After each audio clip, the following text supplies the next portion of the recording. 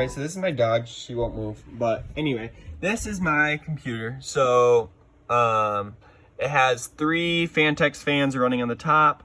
It has the Corsair liquid cooling pump in the front. I had some issues with the Fantex fans, or not with the with the cooler. It didn't fit on top above the motherboard, so I had to move it into the front of the case.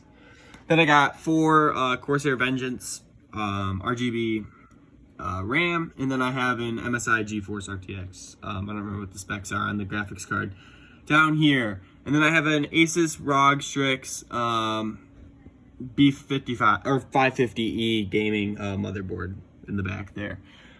So all in all, it was a really fun build. As you saw the time lapse, it took I think like an hour and a half to put together completely, and then like another 30 minutes because I couldn't figure out why it wasn't booting. That's not included in there, but I missed this wire here. I forgot to plug that in, and so I couldn't get it to show up on my monitor. And yeah, so yeah, this is my build. I'm really proud of it, but anyway,